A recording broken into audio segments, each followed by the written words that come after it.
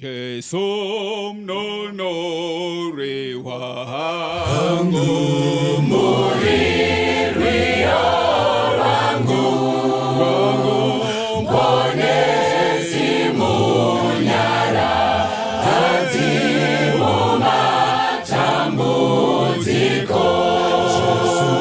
Jesu mnonore wangu, muririo wangu, andina imwea, ama inopinda imwi, murichishangu changu penyu wese, kananda vamudi ima apo ndinochema.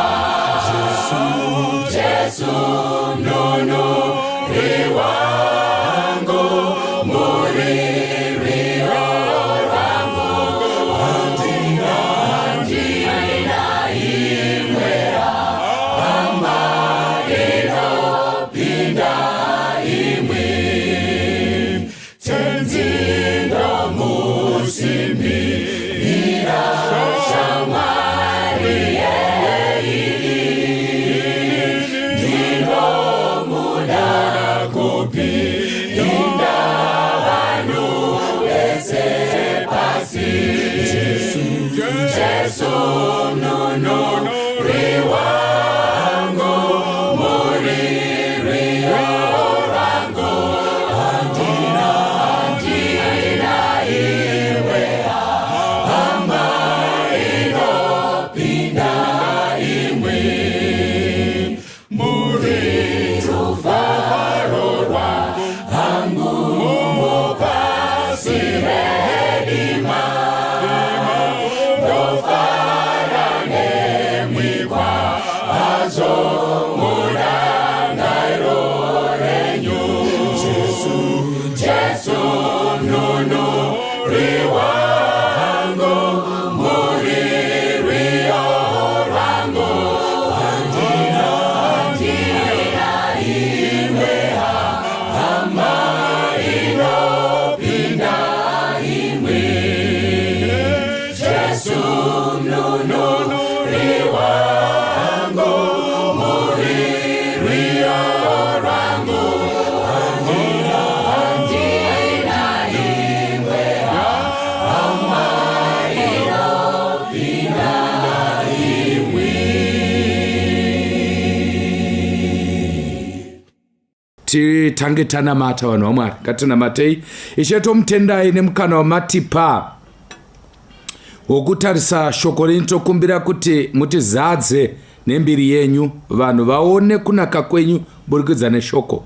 Ngandidzikisirwe Baba, imi simudzirwai nokuti magara muri Baba vekudenga. Muzita raJesu tanamata, amen. Muparidzi chapter 9 verse 5, nokuti vapenyu vanoziva kuti vachazofa, asi vakafa hapana chavanoziva. Kunyange nemubayiro havachina, nokuti havacharangarirwi. Rudo rwavo nekuvenga kwavo negodo ravo zvose zvanguva zvapera hazvo. Havachino mugove nokusingaperi pazvose zvinoitwa pasi pezuva. Enda hako udye zvokudya zvako nomufaro, umwe waini yako nomwoyo wakafara, nokuti Mwari atofadzwa namabasa ako. Nguo dzako ngadzigare dzakachena, nemusoro wako urege kushayiwa mafuta. Gara nemufaro nomukadzi wako waunoda mazuva ose asina maturo, mazuva ako ose asina maturo aakakupa pasi pezuva. Mazuva ako ese asina maturo mugone kudzokorogwa, nokuti ndiwo mugove wako paupenyu uye pakubata kwako kwaunobata pasi pezuva. Mwari awedzere chikomborero pakuverengwa kweshoko rake musoro shoko unoti garai zvakanaka. Garai zvakanaka. Ndamboda kuti nditini pasi neabuse ndikati vanhu vanozoti takuita zvenhingi zvemaslogani, but slogani ka ndo zvinhu zvatatojaira izvozvo nokuti zvanyanya manje. Kana ndati pasine abuse handirevi pasine munhu ka, ndikureva pasine tsika yacho, but regai titore relaita here kuti garai zvakanaka. Garaiwo zvakanaka mukati memusha umu. Tiri kugara pakati pemhuri dzisina kugara zvakanaka. Vamwe vanotopupura kuti pastor, ini chiwanikigo handisandambofara. Chiwanikigo chaicho handisandambofara. Ende kugwadza kwazvinoita umwe vanototi zvakatotanga tiri mukomana nemusikana. Unoziva zvondoshamisa kuti ukaona muri mukomana nemusikana muchitonetsana, handihwisisi kuti muri kumbozvifambisa sei. Mukaona muchinetsana muchitori mukomana nemusikana, hazviperi negauni rewaiti, hazvisi kuzopedziwa nekupfeka svutu nevachakazi nerora day. Ndo mviro zokutonetsana idzodzo, especially ukaona utonetsana nemusikana usina kubvisira kana sendi, wotongoziva kuti mave vananetsanai kusvika narini. Ndotongo kutaurira because haisi divorce kana ukamuramba. Vamwe vanotofungidzwa kuti inonzi divorce. Hakusi kudivorce kana waramba mukomana wako asingahwisisi kana musikana wako asingahwisisi. Hamuna kudivorce aba, mangosiyana. Hamunonge makaroorana kani. Saka munoona kuti pane vanhu vakawanda vanopupura kuti hatina kumbofara. Vamwe vanotaura kuti 20 years kanda kumbova nemufaro, but ndinomboramba. Munoziva kuti ndomboramba nchimupikisa kuti unonyepa iwe muti unzi kai tine vana, mune vana ungati 4 or 5, but hamunambofara kanzi kana. Zvotonitaridza kuti kuva nevana futi mumarriage hazviye kuti vanhu vafara. Vanhu vanenge vachingobereka sezvinongoitawo mhuka dzongobereka. Hapana mhuka dzinombonoroora, kune uchingoberekwa. Vamwe vanofungidzwa kana une vana nemudzimai wako tiri kufara stereki. Imwe nguva hakusi kufara kuva nevana ivava. Vana vakangouya neprocess yekuti vanhu vanenge vari panzvimbo imwe chete vari kuzivana panoberekwa vana.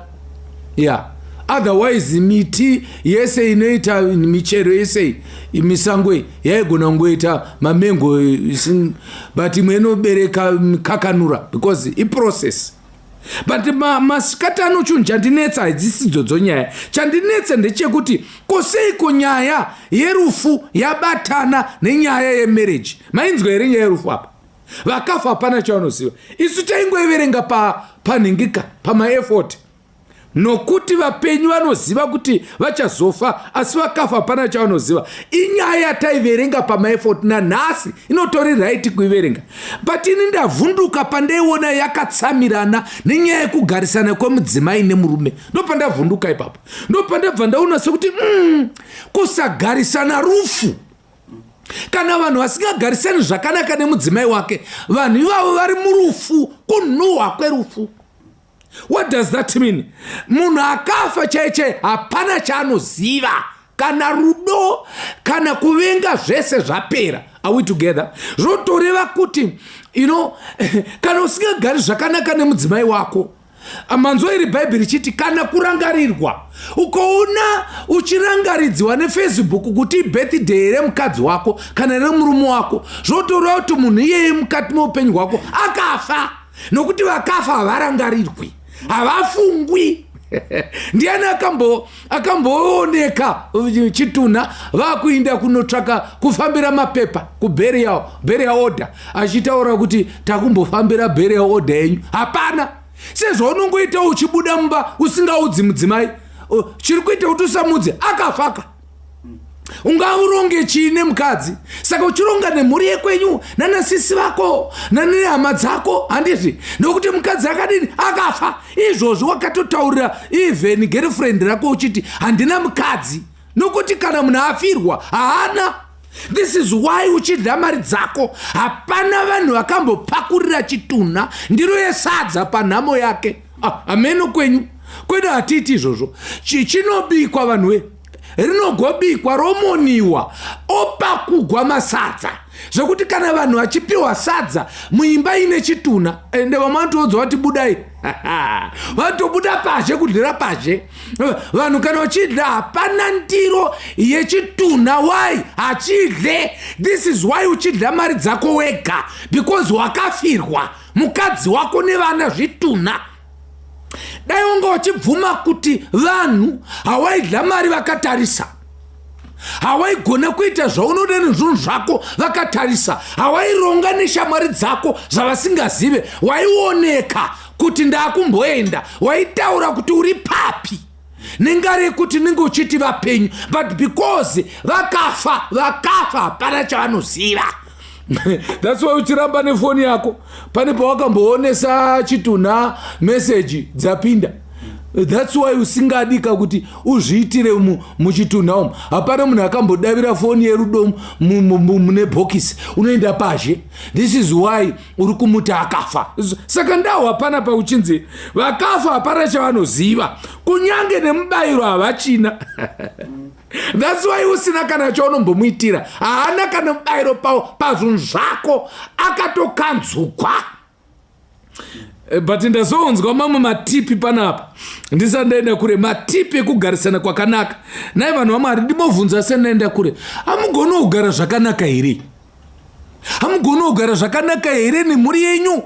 Pamba panonguve zhowe kugwa nekungotaurirana. Hamugoniwe kuvhunza zvapasa. Tiri kuparidza, tiri kuvhunza kuti imimi matadza here kugarisana zvakanaka. Haugoniwo kufara nemudzimai. Bhaibheri rati rudo rwavo nekuvenga kwavo negodo ravo zvose zvanguva zvapera hazvo.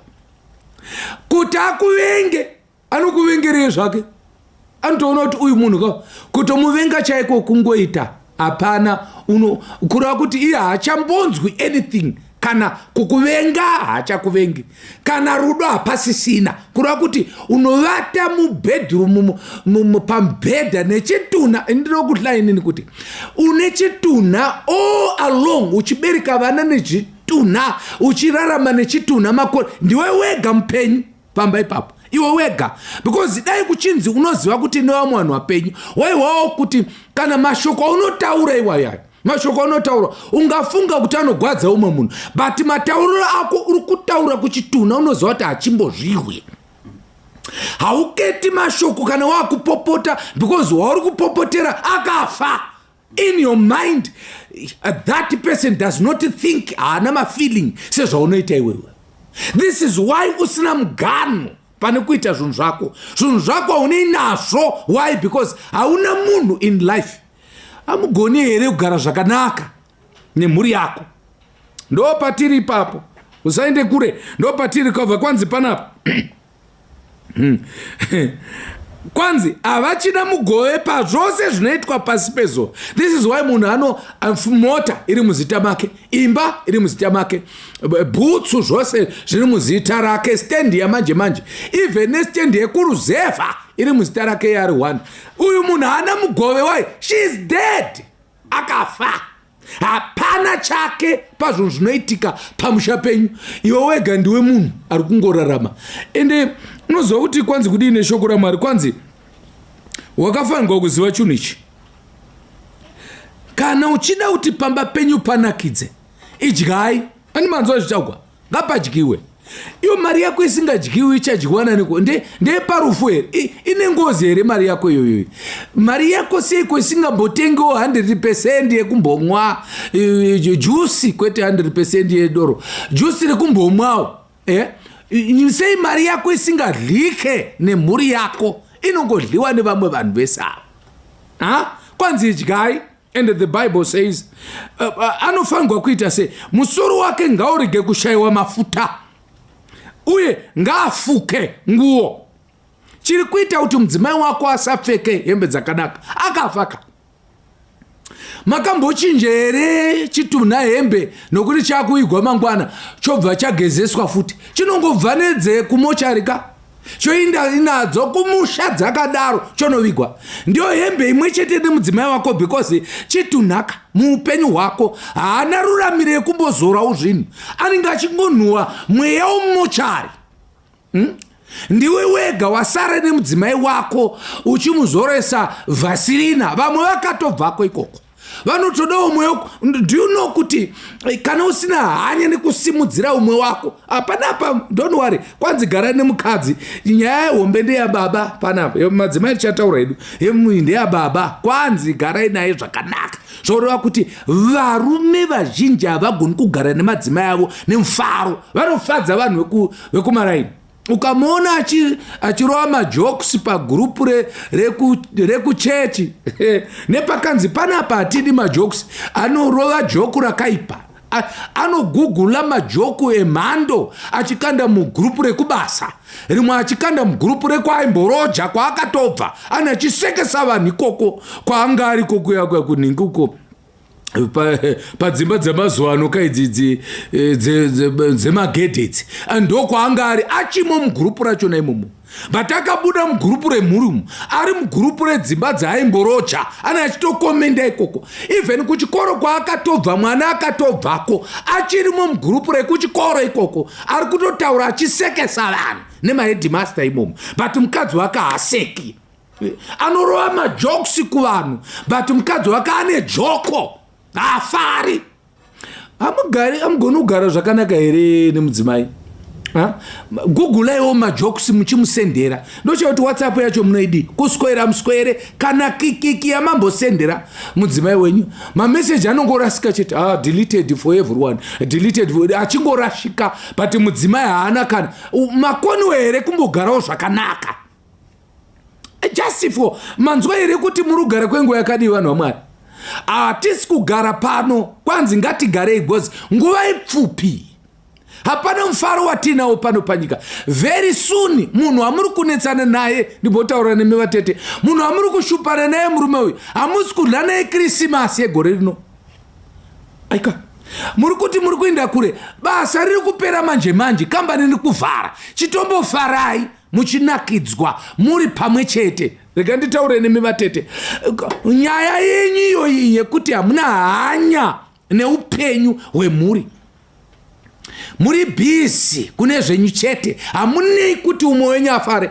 We must have time yekutsvaka kuti tofadzana sei mukati mewanano. Vana vedu vakutosvotiwa, vachatombodi kuroorwa kana nekuwana, because vanozvobatsirei kana kuroorana kuchidai, because vana chingoti mama ndoda kuti ndikubvisei panapa, ndikangokura chete ndikangoita mari ndikaona basa ndoda kukubvisai panapa. You know what she is saying? Ari kuti panapa pari dangerous panapa. Ari kunzi dangerous ndi baba vari dangerous ipapa. Ende manje namazuva ano manje nemadzimai acho vamwe dzave nyasiri inyanya, usaite zvekutamba. Ane kana chinhu chaanomboita pamba, anenge akagara achingocheka nzara nekuzvizora iyo miromo nemakumbo aya achigesa. Baba vachipinda pasi pemugodhi vanodzoka, murume akaneta akafa nekuneta. You know, achinonzi ndai munogeza, achinogeza mvura even inotonhora, nyange achida inodziya andasi akasimba, because anoziva kuti panapa inodziya haiwanike. Ende kudla anongozi chero chapiwa ichocho, murume mukuru anoita hope ari pasofa, chikafu chichigadzigwa, ende zvinhu zvacho machuruchubwa, hapana munhu ari kunyatsa kuronga kuti pamba pave nemufaro. Vanhu vaMwari, unozoona munhu akunodla uko kunobikwa uko, but abva pamba pane mudzimai aripo agerepo, ari pabasa, because basa rake sekutaura kwaari kuita akuona nezvekuti mhuri iri kudya here chiguta, because ibasa kanditi ese mabasa ende akangoenzana. Why is it that imimi hamusi kuzvisupervisa kuita basa renyu rakakwana?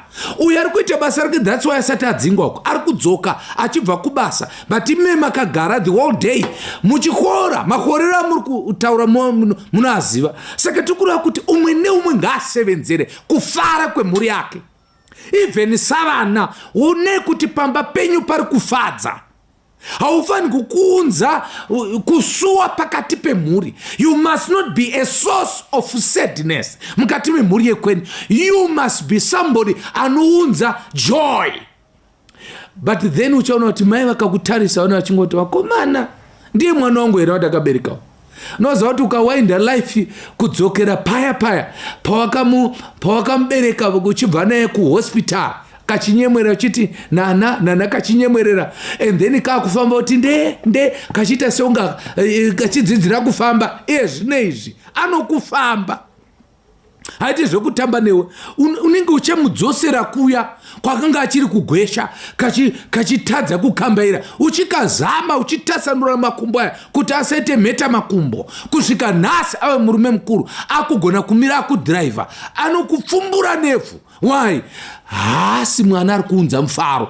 Let every member of the family aunze mufaro mukati memhuri yekwake. Now gatimboona mamwe manotsi ataurwa panapa. Kwanzi panapa idyai, pfekai, inwai, farai, nokuti Mwari afadzwa namabasa enyu. Garai makachena, musoro enyu ugare wakazorwa namafuta. In other words, haufaniri kuparuka. You must have that anointing. Unofanira kugara una anointing inobva kuna Mwari. Kana musha une rugare, muri inenge iri anointed from above. Vanhu vanenge vane mufaro. Tinogona kuve tisina mari dzinoshamisa, tinogona kuve chigara pasingashamisiri, but tine mufaro wakanaka. Izvozvo zvinoita kuti mhuri igare ine mufaro. But inzwai panapa, kwanzi mudzimai uyu ndewako, that's number 1. Fara nemudzimai wako, usafara nemadzimai kumaraini. Number 2, waunoda kurava kuti ida mudzimai wako, haikuna kutambisa rudo uchipfachura uchiisa kumwe. Ende ndotokunzai muchiti hani sekunge munodanana muchiitira public nai. Vamwe vanotoimba nemafacebook vachiita sekunge vari kujoka vachitamba, endeti havana mufaro wepapublic. Endeti mukati memhuri yako there is no joy. Vanhu vari kuitira isu face yepapublic kuwana mafollowers nema-likes enyika yese, but usingadi mukadzi wako, usingatevereki. You can't be liked even by your family, but you want to be liked by everyone. Muchita drama even pa YouTube apa, muchita drama pa Facebook, sichiti honai vanhu vanodanana, and yet muri kutsvaka ma-likes epa Facebook. I want to tell you tonight, even this morning, kuti zviri better kusawana like pa Facebook, but uchilaikiwa nemudzimai wako. Zviri better kulaikiwa nevana vako. Zviri better kufollowiwa nemhuri yako. Be followed by your spouse. Mudzimai wako ngaakufollowe. Kana uri pa Facebook, mudzimai wako ngaafollowe. Kona mukadzi achifollowa munhu wese nekuisa mathumbs up kuna vanhu vese nekuisa zvimoji zvekufarira kana pakandiwa zvimwe zvinhu, but zvako pasina kana comment. Zvibvunze, takafanirwa kuve nemufaro mukati memhuri. And then the Bible is very clear that mazuva ekufara mangani ose, apa ndo pane challenge apa, ose atakapiwa panyika, kureva kuti ngative nemufaro mazuva ose, kwete kuti fare tindike. Tunoti nhasi Shabhani yakadzora mando, uchinzi Shabhani iwewe wakadzora mando, unzi musavabvunze nhasi kana kuvamutsa. Even good morning yacho ukanzi good morning ungodavira sechingunzi, semunhu avhundusigwa usiku. Chii chakubata? Vanhu vakangoenda kunorara zvakanaka. Munhu anongomuka mubedroom make akatsamwa. Even vana anongomuka akamudhura, ushe kuti kwaitiwa neiko usiku hwese. Inga tatekaparadzana. Iva munhu ane mufaro, bring joy.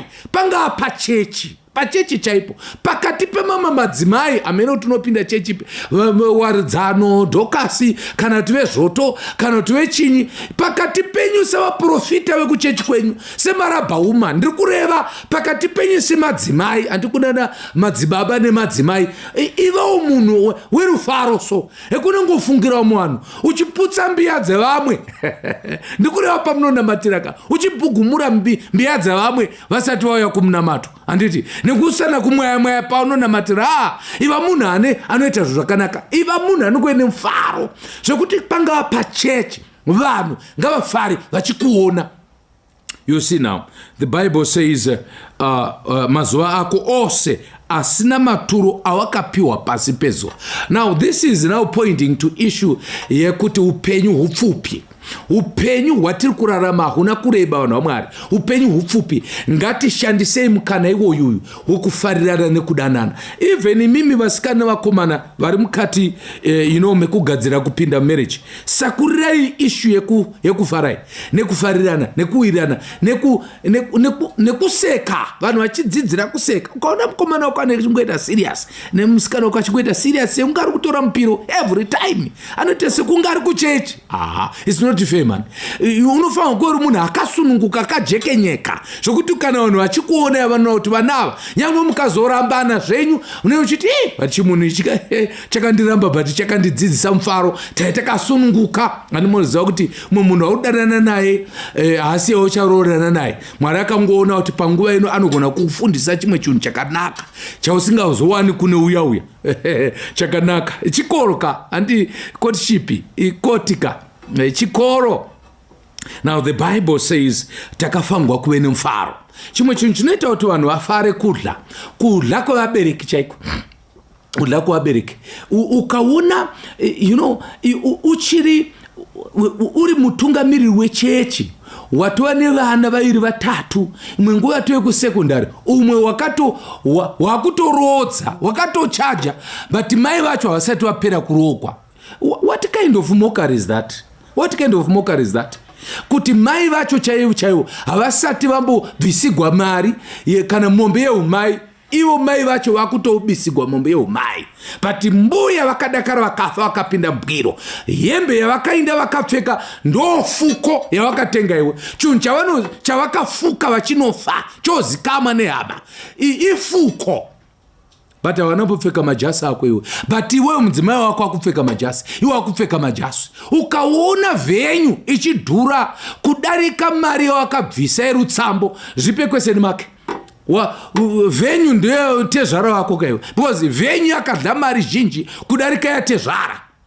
Tikutaura zvinhu zviripoka. Pane vapfana vanonotatapurana nemavhenyu ma5000 but tezvara wakapiwa 500. Mupfana uya anojamba maspika pamuchato wako anenge akapiwa 1000 but mudhara akabereka ane 200 yerutsambo. Mwana wako mukadzi yeye wako akaberekwa naMC. Ndati akaberekwa here naMC kumechesa kwamuri kuita paroora day muchiita manyawi paFacebook, but tezvara vako havana kuwana kana chinhu, waingochema but kana wakuita muchato woita mukurumbira, muchato unoshamisa, muchiita catering inohlisa, but tezvara vako havana kuwana chinhu, namai vemunhu havana kuwana chinhu. Iwe uchidlisa vanhu vesava, vana vanun'una vomudzimai havana kana chavakanhonga. You must ask yourself kuti pfungwa dzako dzichakakwana here chaizvo. Unofunga kuti anofara sei mudhere kana chizonzwa kuti venyu yaita 5000, abva kumusha uko ane manyatera, auya muno mutaundi wakamutengera bhutsu kwete uda kuti achene, but uri kuitira zita rako iwewe kuti vanhu vasanyare nekuda kwokuti ndotezvara vacho. Sutu yaakapfeka haisi sutu yekuti waida kuvatengera, waizviitira iwe isutu yako nokuti ndo yavakaguma nayo nepamuchato, ndo yavanayo kusvika pazuva ranhasi, havanambopfeka futi imwe. What kind of disrespect is that? But apo wabereka vana nemwana wavo ende imwe nguva uchimushaudha, unofunga kuti mwana anohwa sei? It's so painful kuti wewe uri kufara hako muchinogocha muchiputsa mbudzi yese but haunambobvisa mbudzi yemasungiro. Ndipotaura newe kana kuti ndezvechihedhenezvo inhema dzako, inyaya yekusada kugara zvakanaka. Unoiziva here mombe inonzi yechimanda? Ndipotaura nemaeldari panapa kudaidzira zvidedzero zvokuti kune family outing. Muchiinda kuouting yei vatezvaro vasina kupedzegwa rutsambo rwavo, muri kuinda kuouting yei kutodzidzisa, and worse still zvogona kutoitika, handisi kuprofita, kuti unogona kuitori marriage officer uchitobatanidza vanhu but iwe usina kupedza kurovora. What kind of a marriage officer are you? Uri kureva kuti udiko uda kuumba mhuri dzevamwe vanhu, iwe tezvaro vakatsamwa itoti wakomana mukwasha nemapoints. Tezvara havadli mapoints ako iwavari kutaurira vanhu iwowo. Tezvara vanoda kuti vapfeke, vadle, vagute, vazoti ndakarorekwa. Kutaura kwandiri kuita kuti kune vanhu vari kupupura kuti pastor ini ndigere ino, izvozvo vari kuona mhari dzei vari mhiri vakaturika makumbo pachituro so makumbo anombozvimba gogo. Mwari wakakuitirai, haleluya, kudzai Mwari. Mugere kamunhu waMwari kugara chirikadzi yani ukati kupfeka unobvaona hata chokwadi, even nemuviri unobvuma. Unotoona kuti munhu waMwari abvumiwa, taundi yamubvuma. Mami chingoti mbuya ava handiti mai vati vakashata muroi, maidaro nokuti wanga wasina mafuta akakwana izvonozora ende unobva watoona kuti inga mbuya wangu wakatofanana nemudzimai, vakafanana vaya. Ndiwe bedzi wangu usingaiti kuti vaite zvakanaka, vakafanana, vari very cute but havana anga achichengeta. Unoiziva mombe inonzi yechimanda? Hauzvizivika, unongoti zvese chihedheni because hauhwisisi kuti mombe yechimanda. Unoziva kuti mombe yechimanda ndio inotaurira mhuri yese kuti mwana wenyu ndakamuwana ari mhandara muri.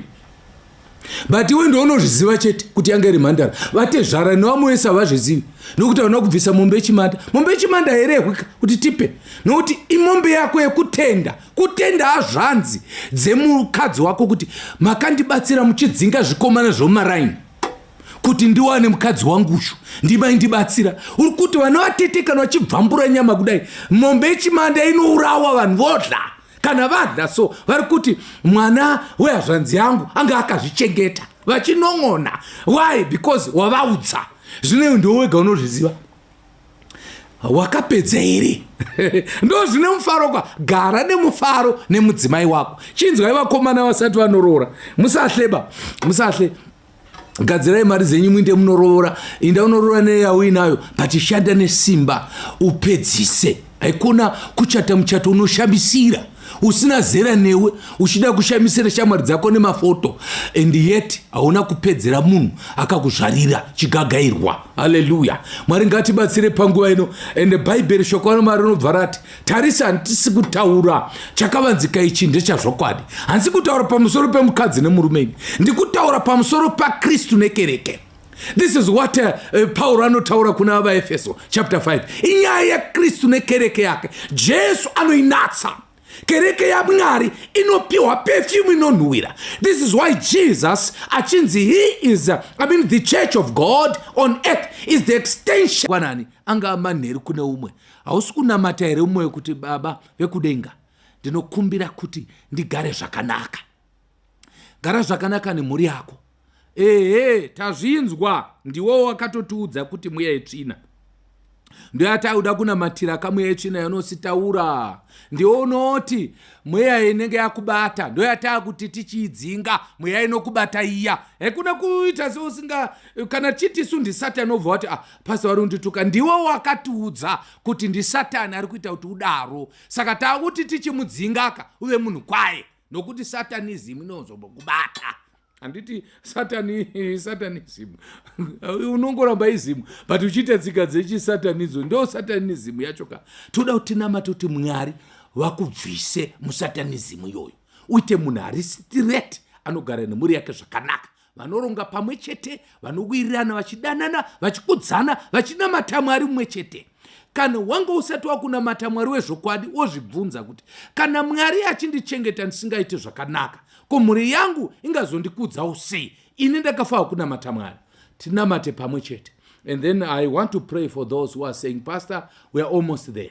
Taakudawo kunobvisa dzimari dzedu. Vabereki, ingotambirewo uya pane pamwe patoita udlire unohlisa, yekuti unobva wachaja nokuda kukavhira, yekunorora kwambuya wako iwe wanga usina kuroora. It's not fair. Ingochajai mwanawe, musachaje mai vake. Handiti mazvinza vakomana. Udzanai matare menyu imomo. Pane mwana anonetsa matare. Muridzi wemwana anenge achitideredza wakonzi mwana asi wako tokusiyira, unoita zvaunoda. Vamwe vachida kuchaja neyavo yekumwa, kuda kudhakwa panyaya yekurogwa kwemunhu. Ngatidzidzei kuremekedza vana ava, vambozama kutsvakawo nepavanogona napo kuti musha uite zvakanaka. Vatete, dzikamai, namatai kuna Mwari, Mwari uchakupai. Asi havasi vese vachazororwa, havasi vese vacharoora. Hwamanda icharira neukasika, tichapinda mukati memazambara tese. Bhaibheri shoko raMwari rinoti tichashandurwa tese. Saka uripo here pamasikati anoti ini ndoda kugara zvakanaka? Ndomunamata wandoda kuita ka? Tine 4 minutes dzekunamata. Ini handina kugara zvakanaka. mumushame murume wangu handina kugara. And then chikwata chechipiri varipo vari kuti tigere pastor, tigere chaiko, Mwari akanaka, tumwe tunhu tunoya hatwo and so forth, but tigeresu toda kuti Mwari vatiropafadza, aramba akangobata. And then varipo vari kuti toda kuumba dzimba, toda kumboturayawo, vari kungoti kwai hadziiti hazvifambi, indoda kumboturaya ndivataridze kuti zvinoita, tinogona kutofara nemudzimai. Pane umwe wada kumboturaya, hekuno kuramba uchingodai unozova fishi yanotaugwa dengure ndionosizvita fishi. Pane umwe anongobva kwachipinda akutorova utobuda, umwe wachingo pindawo mugemu, unopinda wosvorwawo wotadza urimo, and then uchadzidza. Ndovana kuda kunamatira panguva inoi. Ngatiwane mukana kunamata tese. Baba wekudenga tomutendai, tiri pano paMandara pachannel padandemutande, varipo vari kutaura pachena kuti hatina kugara zvakanaka, maabuses akazara zvokuti maorganization ari kuita mari nekuda kweadvocacy yekuti hatidi maabuse, kuita mango anotoita maofisi achiitira abuse. Varume vazhinji vakawanisa mabasa vamwe vanhu ekuti vainde kunoita kambani yemaabuse. Vakadzi vazhinji vakavhurisa makambani eabuse. Dai abuse dzingabva, pane makambani angabroke, pane vanhu vangashayiwa mashoko ekutaura, vari kuawana nekuda kwevanhu vasiri kubva mukati metsika dzekusata zvakanaka. Please Father, help us. Tambozama, vamwe aturaya nekuchera chikomba vachifutsira, but mangwana anofukunyura. Vamwe vanobva vatoti handichadi, but mangwana adzokerako. Zvinoda simba ramakataura kuna John chapter 1 verse ya 12. Vese vakamugamuchira Mwari anovapa simba. Tipei simba chagamire. Varipo vari kufara, vari kuti tigere, tokumbira kuti mufaro wavo upfachukire, muvaitire zvakanaka. Vamwe vakangodaidzira, tsvakirai kuno, havana kuzodzokera. Vanatezvara vari kungotarisa zhira, vari kuzadza bhuti negrosari, but harindi kunobvisa pfuma. Tonamata kuti vana vedu varemekedze vabereke, tiroore pakugona kwedu. Kana mazouya kuzotitora, imakatiroora kare pamuchinjikwa, muri kudzoka kuzotitora kuinda nesu kunogara nemi zvachese mumuzinda wababa venyu vari kudenga. Ivai nesu muzita raJesu anodzoka. Amen. Tanzwa kwenda kisiso Jesu aponesa hilo soko raura.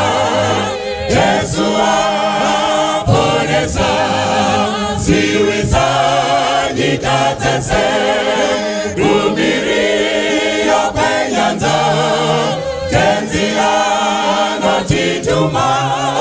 Jesu aponesa tumira nyipanyanza. Jesu aponesa uzanyi wanyangazi. Jesu aponesa imani wachitsuwa kana vari panyanza pasiri chazorizwa. Jesu aponesa imani mudambudzo. Jesu aponesa nerupenyu nerufu. Jesu aponesa imani nekufawa moyo unonamudza imbira nipakuwa. Jesu aponesa imani zipamweya.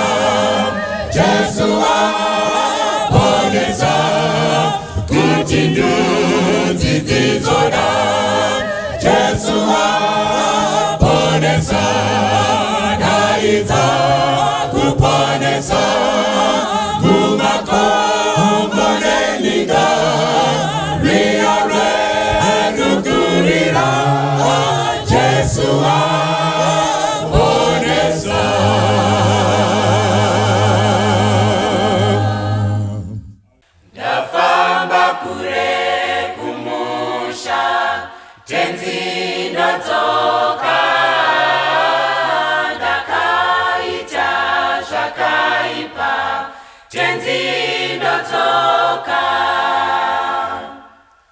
Ndafamba kure kumusha, tenzi ndodzoka.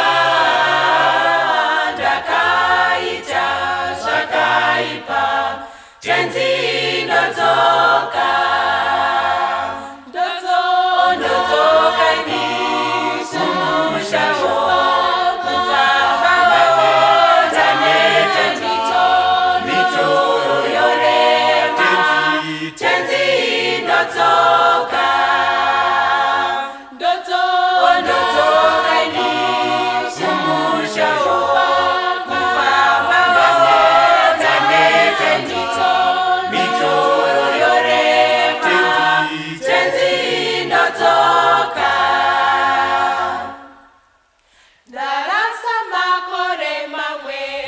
ndodzoka, ndopinduka nemasodzi. Tenzi ndodzoka, tenzi ndaneta kutadza. Tenzi ndodzoka, rudo rwenyu ndosimbira.